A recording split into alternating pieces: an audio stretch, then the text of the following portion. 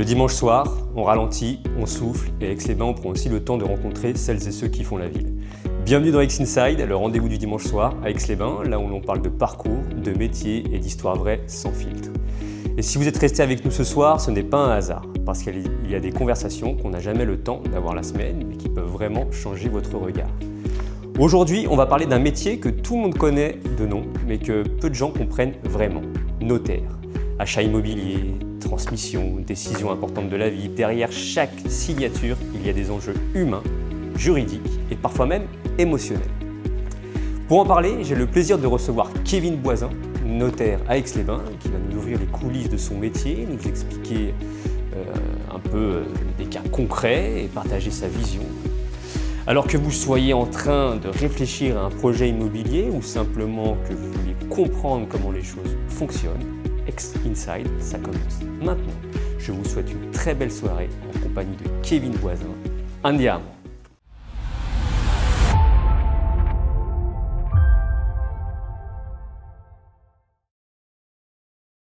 Bonjour Kevin. Bonjour Salvatore. Comment vas-tu? Très bien et toi? Ça me fait plaisir de te recevoir. Est-ce que tu peux te présenter s'il te plaît? Oui, bien sûr. Alors, je m'appelle Kevin Boisin, je suis notaire à Aix-les-Bains. Donc, j'ai une dizaine d'années d'expérience dans le notariat et j'ai ouvert sur 2025 mon étude. Avant, tu étais sur la région quand même? Oui, exactement. Alors, j'ai démarré sur le département de la Savoie. Après, je suis allé à Lyon et puis après, même un peu plus loin, à Tahiti. Voilà, avant de revenir. Exactement. Okay. À Papeete. Exactement. Okay. Là où il y a la plupart des notaires. Au bord de la mer, du coup. Exactement, au bord de la mer, avec l'océan, même partout. Là où on regarde, il y a de l'océan. Et puis voilà, après je suis revenu pour mon étude, pour l'ouvrir. Directement à Aix-les-Bains. Exactement, directement à Aix-les-Bains. Et pourquoi tu as eu envie de faire ce métier? Alors, à l'école, bien sûr. Alors à l'école, c'est un petit. Non, pas depuis tout petit. D'accord. Je dirais que au niveau du lycée, je me suis dit que le droit était un bon domaine, une bonne piste, et donc. Alors je ne l'ai pas fait tout de suite, mais finalement j'y suis quand même arrivé à cette faculté de droit, et puis et ben voilà. Quel courage. Voilà, c'est ça. Il y a des différences entre le notaire et l'avocat, le clerc de notaire. Comment ça se passe? Le notaire, il a le master, c'est ça? Enfin, la licence, le master et après... Oui, alors notaire, c'est licence, master 1, master 2, en tout cas à l'époque c'était appelé comme ça. Diplôme supérieur du notariat, ce qui rajoute 2 ans, et puis après la soutenance du mémoire qu'on doit préparer. En gros, on a 7 ans et demi d'études quand même. D'accord, oui, c'est quand même... Ouais, c'est costaud, voilà. Okay. Et pour répondre à ta question, c'est plus au fil de l'eau, voilà, en ayant fait des stages chez des notaires, parler à des notaires, appréhender un peu la profession, puisqu'on va voir qu'il y a quelques spécificités quand même. Et, oui. Et c'est là où, au fil de l'eau, je me suis dit que c'était pas mal et que j'avais bien envie de faire ça. Très bien. Alors maintenant, on va comprendre un peu le métier de notaire. C'est quoi exactement un notaire? Alors, un notaire, on va commencer par ce qui est un petit peu définition un peu juridique, c'est un officier public ministériel. De l'État. Ça veut dire, voilà, exactement, on est nommé par le garde des Sceaux, on a un arrêté, si on tape le nom d'un notaire sur internet, on peut trouver son arrêté de nomination, qui fait qu'il peut exercer sa profession de notaire. Donc c'est très officiel, c'est très solennel même, et c'est le début de la profession en tant que soit notaire salarié, soit notaire associé ou notaire individuel. D'accord. Voilà. Et toi tu es entrepreneur, comment ça se passe? Tu ouvres une entreprise individuelle, tu as une société, est-ce Oui. qu'il y a des choses spécifiques comme les avocats? Parce que je sais que les avocats, quand ils ouvrent des choses, des entreprises, c'est pas comme nous, des EI ou autres. Oui, alors toi c'est pareil. Oui, déjà il y a le fait qu'on est officier public ministériel, c'est vrai, mais on gère aussi une entreprise au sens large. On a des produits qui rentrent, des charges qui sortent, il faut être attentif à ça, et c'est là un peu toute la compétence du notaire, d'être avec les parties, cet officier public ministériel, mais d'être aussi avec ses salariés, un bon patron, voilà, d'essayer de développer l'étude tout en respectant un statut et des règles déontologiques qui sont quand même présentes pour encadrer la profession. Et pourquoi votre signature a une valeur si forte? Alors, justement, ça découle un peu de cette qualité d'officier public ministériel, de la mission de service public qu'on exerce. Eh bien, on considère que le notaire est impartial, que le notaire va rédiger selon la volonté des parties. On va recevoir l'acte, on va le lire entièrement aux parties, on va leur expliquer, on va s'occuper aussi postérieurement à l'acte de formalité, et globalement, c'est un acte authentique. parce qu'il est reçu par le notaire. Voilà. D'accord. Mission de service public, officier public, acte authentique, avec au moins 3 qualités à cet acte. La date certaine, voilà, on est sûr que la date en haut de l'acte d'un notaire, c'est la date à laquelle on a signé l'acte, il n'y a pas de débat. La force probante, c'est-à-dire que ce que le notaire constate ou a vérifié par lui-même, ça a une force très importante. Et quand on dit très importante, c'est quasiment incontestable. Alors, il y a une procédure un peu exceptionnelle si jamais voilà, on arrive à le prouver. C'est très dur, donc on considère vraiment que ça a une grande force, voilà, une grande force, un acte avec une force très importante. Et la dernière, c'est le titre exécutoire. Si vous êtes créancier, quelqu'un vous doit des sous au terme d'un acte de notaire, voilà, c'est comme un jugement, donc vous pouvez aller chercher votre créance, vous pouvez aller essayer de récupérer vos sous plus facilement. D'accord. Est-ce que tout le monde est obligé de passer par un notaire quand il vend ou quand il veut faire un testament, une succession? Est-ce que c'est obligé? Alors, je simplifierai en disant qu'on est obligé de passer par un notaire dès qu'il y a de l'immobilier en question. Voilà. Dès qu'on vend une maison, dès qu'on achète un appartement, dès qu'on a de l'immobilier dans une succession ou dès qu'on veut donner de l'immobilier dans une donation. C'est un acte. Voilà, c'est un acte de notaire parce qu'il y a de l'immobilier et on considère que, voilà, à quelques exceptions de près là encore, que c'est le notaire qui a cette compétence et même ce monopole de publier les actes à la publicité foncière. C'est un registre administratif, là aussi je simplifie, qui permet un petit peu d'avoir tout ce qui a trait à chaque bien immobilier dans une base sécurisée. Et comment tu fais? Tu envoies un mail, tu envoies le compromis à un organisme et qui Alors, l'enregistre voilà. ou c'est toi carrément qui l'enregistre direct? Alors, on n'envoie pas la promesse, on envoie l'acte, vraiment l'acte définitif, quand on est sûr que c'est l'acte, le transfert de propriété s'est fait. Non, voilà, la promesse, le compromis, c'est encore des fois sous condition suspensive. Ah oui. Donc on ne va pas l'envoyer tout de suite. Je vois, d'accord. Mais l'acte définitif de vente, par exemple, effectivement, le notaire s'occupe. Alors, même de le publier, de le télépublier, c'est dématérialisé maintenant, on a des logiciels, on a des liaisons informatiques et ça communique avec le service de la publicité foncière. On lui propose l'acte à la publication avec le paiement des impôts en même temps. Et après, si le service de la publicité foncière est OK, l'acte est publié. Voilà. D'accord. Et dans ta journée, quelle est une journée type, par exemple, d'un notaire? Les personnes qui veulent faire ce métier, par exemple, est-ce que tu peux nous dire, quand tu arrives le matin, oui. Une journée type, quoi? Alors, une journée type d'un notaire, c'est déjà beaucoup de temps devant l'ordinateur. D'accord. C'est vrai qu'on est une profession où il faut avoir envie de passer quand même un certain temps. On est des fois à l'extérieur à rencontrer des parties, par exemple des personnes âgées directement chez elles. D'autres cas également, mais c'est vrai qu'on est quand même beaucoup à l'étude. On reçoit les clients principalement à l'étude. C'est important ça. Voilà, donc on est souvent devant l'informatique. La journée type démarre souvent par là, ouvrir les logiciels métiers, ouvrir la comptabilité. Et puis rédiger exactement, actualiser le projet avec les observations de l'autre notaire, des parties, etc., ce qu'elle nous précise, faire signer l'acte et puis après le publier comme on a dit. Et quand vous avez des clercs de notaire, c'est lui qui va rédiger, après vous le... C'est l'organisation un peu typique d'une étude notariale. Le notaire est plus dans la mission de conseil, et puis le clerc qu'on appelait clerc rédacteur, mais c'est un collaborateur, une collaboratrice qui va être chargé alors dans la pratique, créer les fiches clients, créer la fiche immeuble dans nos logiciels, sortir l'acte, le projet, le rédiger, intégrer les infos qui doivent l'être, commencer à faire les vérifications aussi pour aider le notaire dans son travail de vérification. Et ensuite, c'est le rôle du notaire que de vérifier cet acte, d'appeler les parties, de leur expliquer et ensuite de leur faire signer. Il y a vraiment un accompagnement tout du long, au fil de l'eau. C'est le but d'un notaire et c'est aussi, on disait tout à l'heure, acte authentique, officier public, c'est vraiment dès le début de vérifier que ce que veulent les parties, c'est bien ce qui leur correspond aussi, parce que des fois les gens arrivent avec une certaine volonté et puis finalement en parlant avec eux, on est plus sur un peu autre chose ou en tout cas un acte pourrait mieux leur convenir.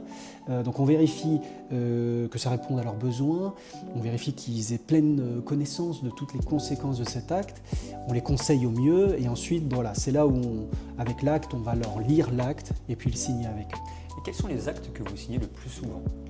Alors, je dirais la moitié du temps, tout ce qui a trait aux ventes et aux achats immobiliers quand même. Compromis. Voilà, promesses, compromis, l'acte définitif de vente ou d'achat.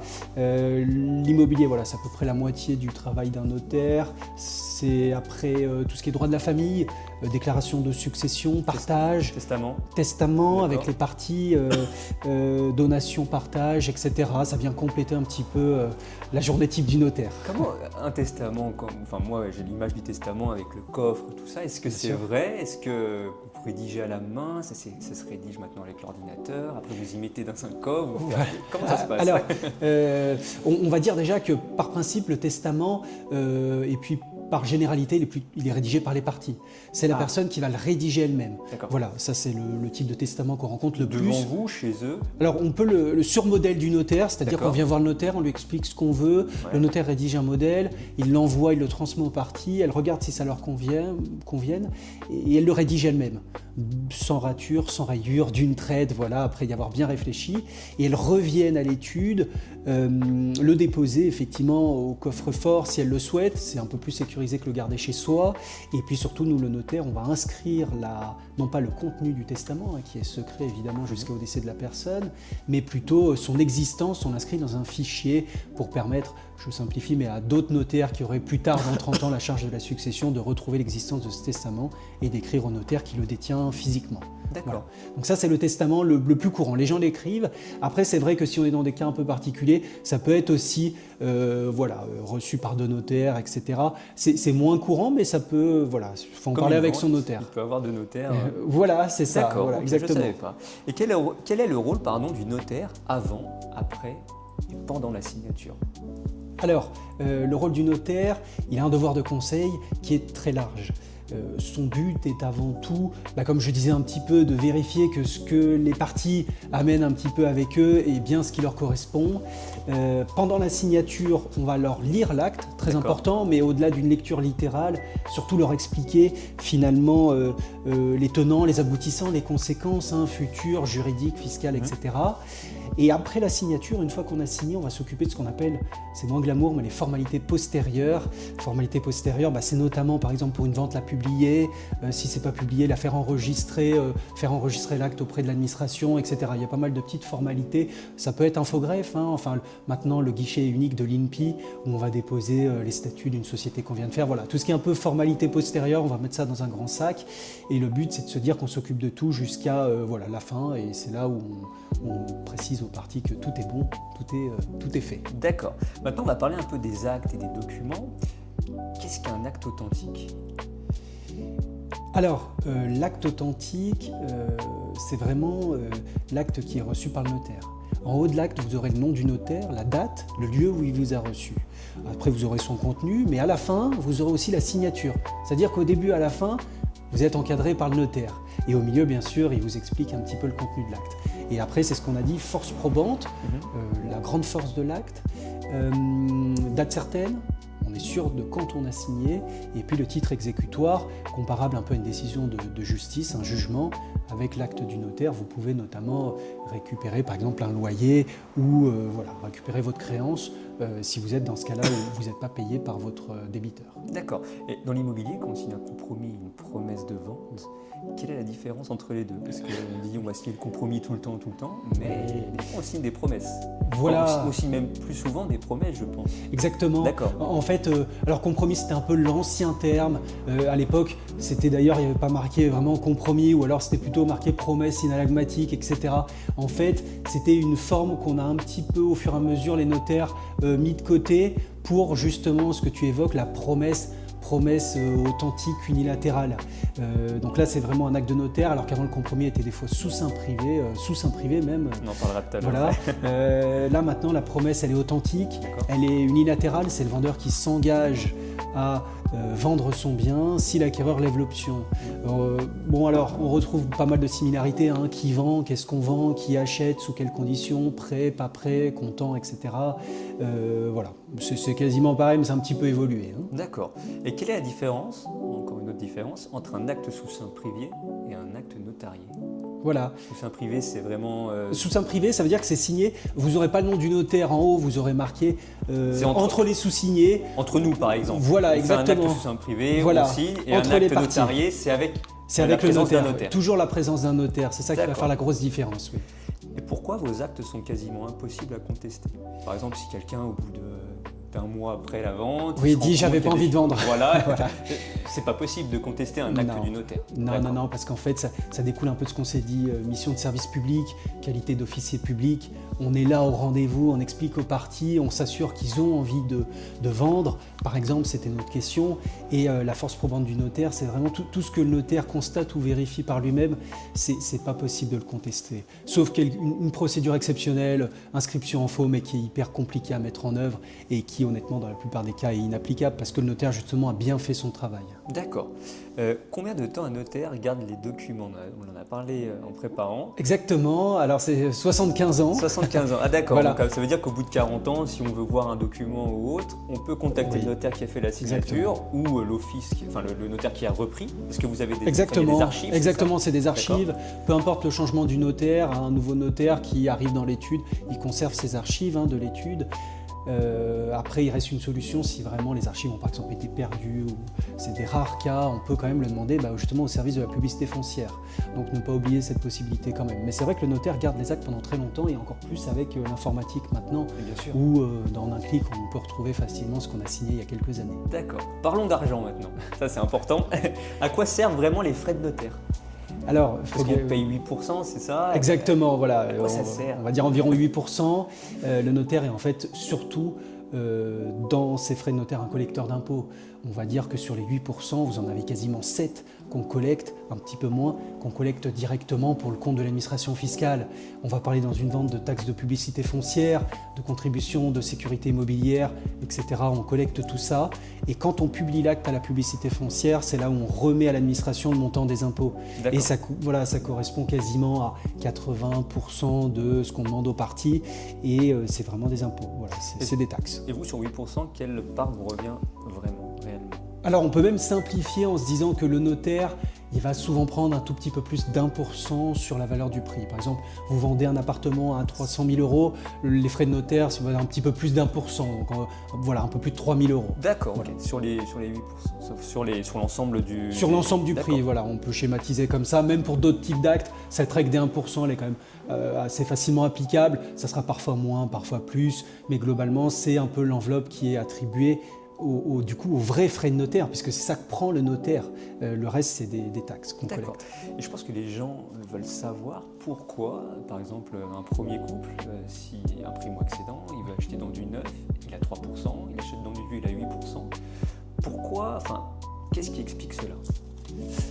Alors, on a une différence de traitement entre du neuf et de l'ancien, dans la mesure où, par exemple, sur le neuf, vous avez déjà de la TVA qui s'applique, la TVA à 20%. Donc, si on met un impôt et qu'on en rajoute un, on ne s'arrête plus. 10%, voilà, exactement. Donc, les frais sont plus réduits. On peut aussi penser à une sorte un petit peu d'incitation fiscale à faire vivre un peu la production neuve de bâtiments. Voilà. Parce que vos frais sont fixés par l'État? Oui, bien sûr. Oui, non, c'est pas libre. On a une grosse partie de notre activité qui est réglementée, où les frais sont fixés effectivement on va faire simplifier par la loi, on va dire, c'est des décrets, c'est l'État, etc., qui nous dit combien on peut prendre pour chaque chose qu'on fait. On fait une vente, on peut prendre tout ça, pas 1 € de plus et pas 1 € de moins non plus. D'accord. Le tarif est national, c'est-à-dire que si vous achetez en Auvergne ou avec un notaire en Bretagne, vous paierez la même chose. D'accord, ok. Et peut-on savoir à l'avance combien les frais de notaire vont coûter? Donc 3% au niveau du neuf et 8% au niveau de l'ancien, c'est ça? Oui, vous avez en fait des simulateurs sur Internet assez facilement accessibles. Exactement. Vous prenez les sites officiels, bien sûr, des notaires au niveau national ou des chambres de notaires ou même des sites qui vous permettent assez facilement d'avoir une simulation des frais que vous allez payer. Attention, c'est une simulation, toujours vérifier avec son notaire. Là, on a parlé de primo-accédants, ceux qui achètent et qui remplissent cette condition de ne pas avoir détenu sa résidence principale pendant les 2 dernières années et en plus, pour le nouveau bien, d'y habiter 5 ans. Je simplifie, mais ils ont un petit peu moins d'impôts, un petit peu moins de taxes. Donc toujours vérifier avec son notaire que la simulation que vous avez trouvée sur Internet est bien correcte et que vous n'êtes pas dans un cas spécifique. D'accord. Et au niveau de vous, le notaire, est-ce que vous pouvez accompagner des clients qui veulent créer des SCI, des sociétés? Est-ce que vous avez le pouvoir de le faire? Oui, c'est obligé d'aller voir un comptable ou comment ça se passe? Alors, là, on est dans le cadre.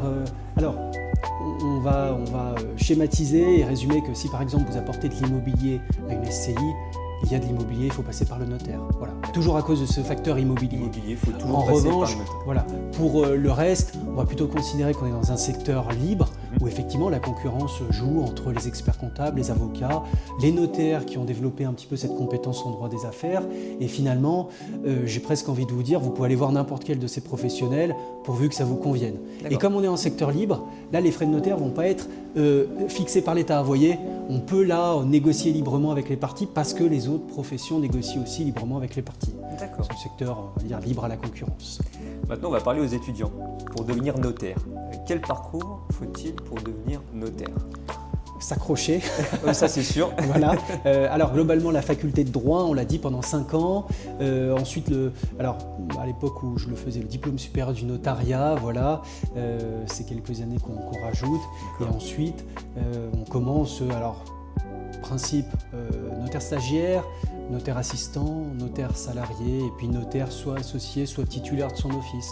Voilà, c'est un petit peu l'échelle des compétences qu'on grimpe au fur et à mesure. D'accord, parce qu'il y a combien d'années d'études à peu près? Il y a les 3 premières années pour la licence. Voilà, 2 pour le master, 2 pour le diplôme supérieur, donc ça fait au moins 7. Et ensuite, on a la soutenance du mémoire. On peut résumer globalement 7,5, 8 pour ça. C'est quoi un mémoire? C'est un gros livre? Oui, c'est un Vous cas. expliquez un stage, c'est ça? Oui, alors c'est plus. Exactement. Ah oui, c'est comme du boulot alors. Exactement, c'est du boulot. On va aller chercher dans notre. Parce qu'en fait, quand on fait le diplôme supérieur du notariat, quand je l'ai fait, on était à la fois à la faculté, 1 jour par semaine, et 4 jours à l'étude, à l'office notarial. Et donc, on allait chercher dans notre pratique notariale, dans les cas qu'on rencontrait, matière pour remplir ce mémoire. Qu'est-ce qui nous a un petit peu obligés à aller faire des recherches supplémentaires, qu'est-ce qui nous a étonnés, comment on a réglé le problème, etc. Et c'est ça qui forme la matière du mémoire que vous rendez devant votre jury en espérant avoir une super note. Est-ce un métier accessible à tous? Oui, bien sûr. Il faut travailler, il faut s'accrocher comme tu as Voilà, dit. c'est ça. Il faut essayer d'être un bon étudiant, rigoureux, un petit peu comme le métier de notaire, essayer d'avoir les meilleures notes possibles, de faire du mieux qu'on peut, et puis après accéder palier par palier à ce diplôme de notaire qui vous permet d'exercer. Et quelles sont les qualités à avoir pour être notaire? Patient? Oui, beaucoup d'écoute, savoir écouter ce que nous disent les parties. C'est un peu de social aussi. Oui, voilà, c'est ça.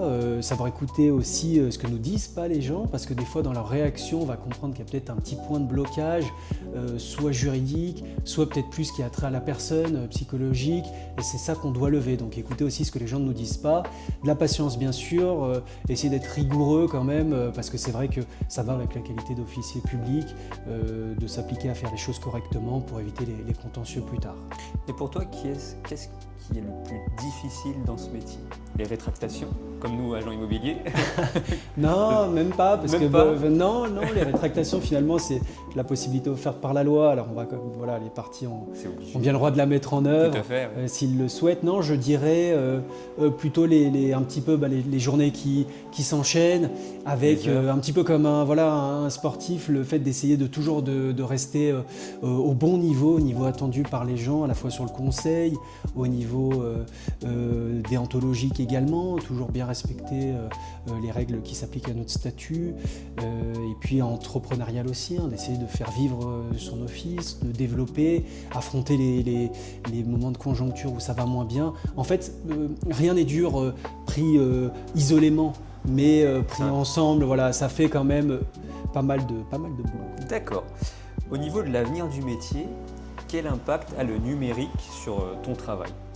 Alors, le numérique nous a bien aidés. On est passé à la signature sur tablette. On signe plus à la main. Les visios. Exactement, les visios. Avant on se déplaçait. Maintenant, on va privilégier dans certains cas la visioconférence, effectivement. Du coup, les compromis et les actes, il fallait signer une 50aine de pages. Oui, bien sûr. Alors là, on est même plutôt à 200, 300 selon les actes. Ouais. Et heureusement, on signe en signature sur tablette électronique. Oui. Donc ça a bien changé la vie des notaires. Ça nous a bien aidés. Après, on a aussi tout ce qui est communication électronique avec la publicité foncière, l'administration, Voilà, tout ce qui est logiciel, là, le numérique a quand même bien simplifié la tâche du notaire par rapport à la machine à écrire d'avant. C'est sûr. Est-ce que l'intelligence artificielle, donc l'IA, peut-il remplacer un notaire? Alors non, parce que l'intelligence artificielle ne sera pas nommée officier public par le garde des Sceaux. Exactement. Donc là déjà on a un premier obstacle un peu juridique et aussi parce que le notaire va vous dire des choses qui sont vraies. En principe, c'est quand même un professionnel. Voilà, comme un professionnel, il a son assurance qui le couvre. Ça aussi, si vous demandez à l'intelligence, et si elle vous répond quelque chose d'erroné, que vous l'appliquez et que vous avez des ennuis après, eh ben, la solution qu'on vous donnera, c'est souvent débrouillez-vous. Alors qu'un notaire, non seulement il va vous dire des choses qui sont vraies, qu'il a vérifiées, il est assuré si jamais il y a une petite coquille ou quelque chose qui se passe, et ça fait la grosse différence. Donc l'intelligence artificielle, pour simplifier le travail au quotidien, comme vous, comme les experts comptables, effectivement, ça peut, voilà, exactement, ça peut aider à simplifier des tâches qui sont un peu chronophages et qu'on aimerait déléguer, et des fois même un salarié ne va pas être content de les faire. Donc là, effectivement, c'est le bon outil pour le faire, tout en gardant à l'esprit quand même cette confidentialité des données. Jamais un notaire inscrira jamais dans une intelligence artificielle le nom des parties, qu'est-ce qu'ils veulent faire, et puis l'ordinateur, qu'est-ce que je fais? Ça, c'est pas possible. C'est juste peut-être pour une définition, pour quelque chose peut-être. Alors ce qu'on attend beaucoup, c'est en train d'arriver, c'est plutôt des intelligences artificielles, mais qui ont pour base, parce que c'est ça aussi le problème d'une intelligence artificielle, c'est sur quelle source elle se base. Bien sûr. Si c'est des sources qui sont fiables, qui sont vérifiées, alors le résultat sera sans doute de qualité à un très haut pourcentage.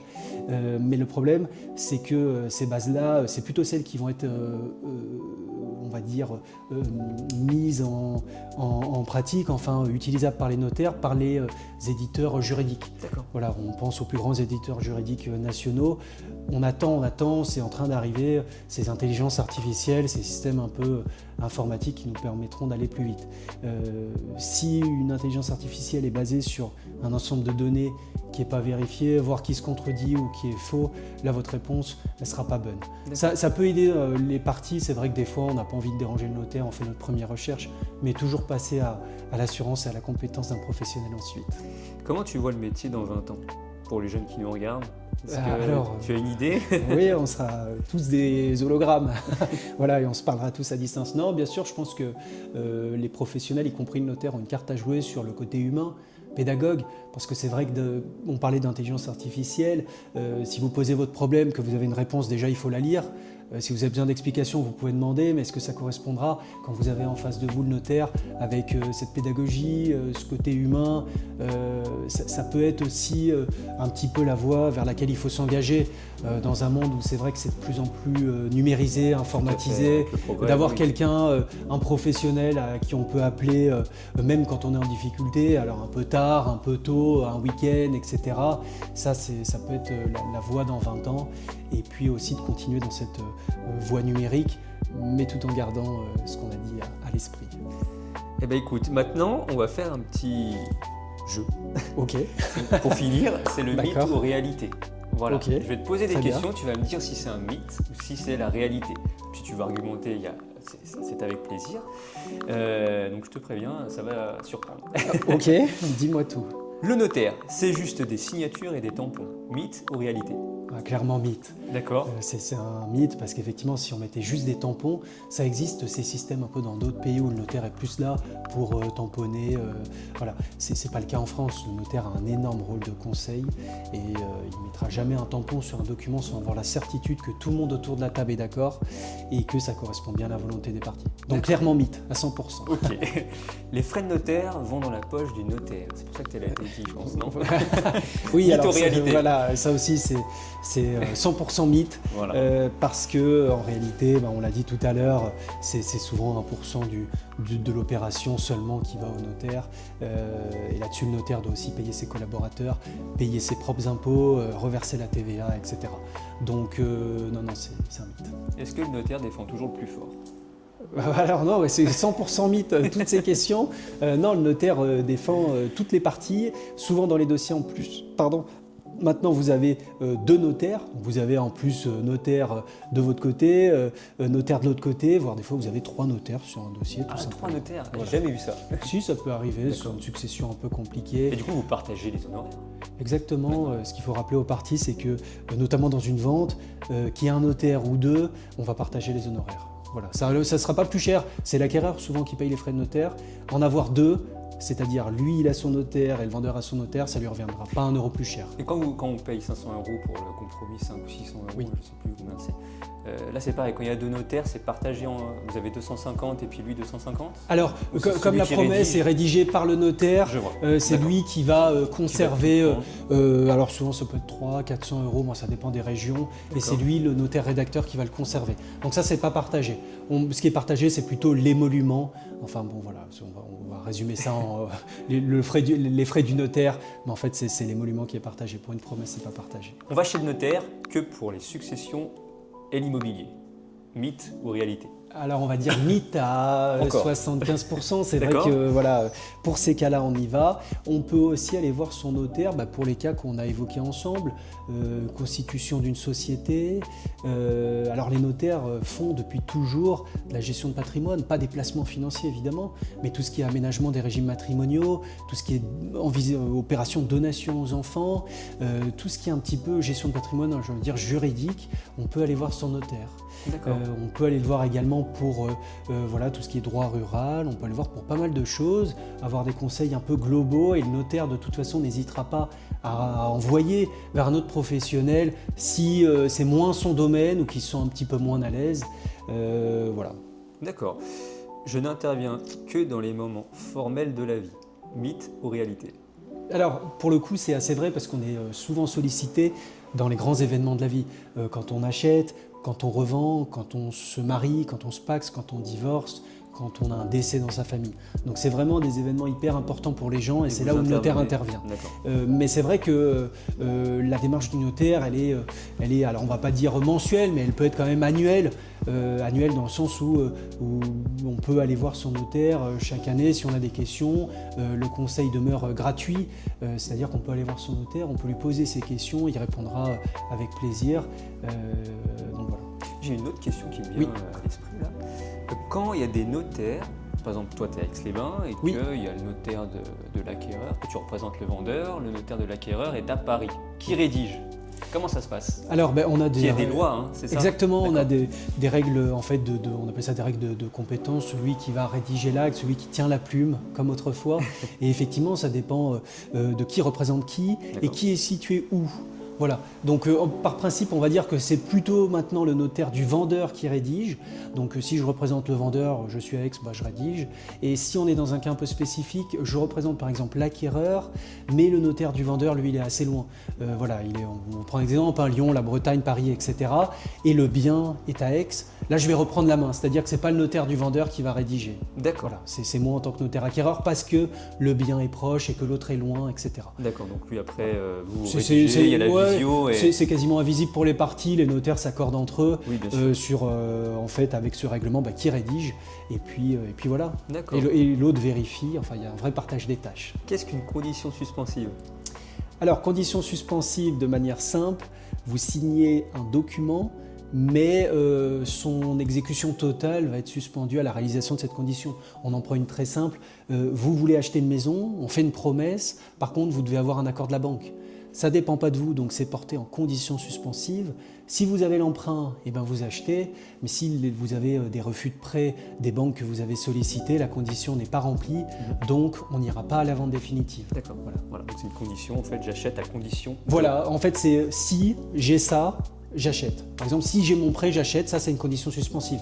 On a des fois, si je vends ma maison actuelle, je peux racheter votre nouveau bien, votre appartement, votre maison. Ça aussi c'est une condition suspensive.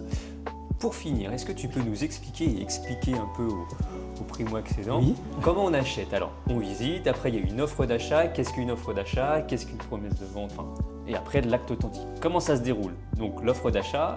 Alors, les visites, tu as raison. Voilà. On commence déjà, quand on veut se projeter dans son projet, par aller voir des professionnels. On va aller voir le banquier pour aller déterminer le montant de son enveloppe. Un courtier, on a fait la vidéo. Voilà, on va aller voir un agent immobilier pour déterminer avec lui quel type de bien, typologie, emplacement il est important de favoriser au début, au moins au début. On va aller voir un notaire pour voir aussi s'il n'y a pas quelque chose de juridique à mettre en place avant l'acquisition. On va aller voir tous ces professionnels. Ensuite, on visite. Effectivement, on visite plusieurs fois. On ne visite pas qu'une fois. 2 fois. Voilà, au moins 2 fois. Voilà, visite et contre-visite. On fait une offre, donc avec soit l'aide de l'agence qui a souvent un modèle, soit le notaire quand il n'y a pas d'agence. On propose l'acquisition par cette offre. Si l'autre partie est d'accord, les vendeurs, on signe l'offre et c'est là où le notaire va vraiment rentrer pleinement en préparant tous les documents pour la promesse. Une offre d'achat, c'est un contrat, un avant-contrat, Ça dépend ce que vous mettez dedans. D'accord. Parce qu'il y a certaines choses à respecter pour qu'elles soient valides. Exactement. Qu'est-ce qu'on achète et quoi on l'achète? Alors c'est assez simple quand on lit le code civil. Et c'est vrai que si par exemple il n'y a pas de conditions suspensives, on pourrait se dire qu'une offre, j'achète telle maison à tel prix, quand c'est accepté, le contrat il est formé. Alors évidemment il faut passer chez le notaire pour des questions de publicité foncière, mais ça peut quand même être un peu bloquant et générer des contentieux quand les gens ne comprennent pas que c'est quand même une offre, c'est important. Il ne faut pas la signer n'importe quand, il ne faut pas faire plusieurs offres sur plein de biens en même temps. Non. Voilà. Après, c'est vrai que c'est pas la promesse de vente du notaire, c'est pas non plus l'acte définitif. Mais ça engage. Bah oui, bien sûr, ça engage, c'est engageant. Alors, si on y met une condition suspensive, eh bien, on la reportera dans la promesse de vente.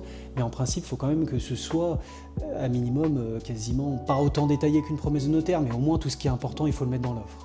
Donc, offre d'achat, le vendeur, lui, il est engagé à 100%, il ne peut pas se rétracter. Exactement. Mais l'acquéreur, lui, il peut se rétracter. Voilà, j'allais vous dire, c'est un petit peu l'exception au principe, c'est que quand on est acquéreur particulier, qu'on achète de l'habitation, c'est vrai qu'on propose une offre et elle est acceptée par le vendeur, mais il reste cette faculté de rétractation qui va courir uniquement lorsque vous aurez la notification du notaire avec, par exemple, sur une copropriété, les documents de la copropriété, sur une maison d'autres documents. Et c'est là que votre faculté de rétractation vous permet, quand on est acquéreur, de se rétracter sans raison. Donc c'est la loi qui offre cette possibilité aux acquéreurs. Donc globalement, effectivement, l'offre est un contrat, mais il y a un petit peu cette différence de traitement entre l'acquéreur qui est protégé par la loi parce qu'on considère qu'il achète de l'habitation, que c'est un particulier, donc il peut se rétracter pendant 10 jours, et le vendeur qui, lui, n'a pas de faculté de rétractation. Donc c'est le bon conseil. Quand on est vendeur, voilà, on réfléchit avant de signer. Tout à fait. Après, il y a la promesse de vente. Exactement. Où les clients ont encore 10 jours de rétractation après l'avoir signé. Oui, voilà. Les acquéreurs, voilà. Le notaire fait signer la promesse de vente une fois que tout est prêt, qu'il a tout expliqué, et quelques jours après ou le lendemain directement, il envoie la faculté de rétractation. Il l'envoie à l'acquéreur ou aux acquéreurs en leur disant que la loi leur offre la possibilité de se rétracter pendant 10 jours à compter de l'envoi du notaire. Et le vendeur est toujours engagé. Ah oui, lui, il est toujours engagé. Voilà. Encore plus avec la promesse de vente, là c'est un acte authentique. L'acquéreur peut aller en justice très facilement pour l'obliger à vendre. Et non seulement il devra vendre, mais il devra, par exemple, payer les pénalités prévues, les fameux 10%, etc. etc. Ouais. D'accord. Et après, du coup, il y a le droit de préemption. Oui.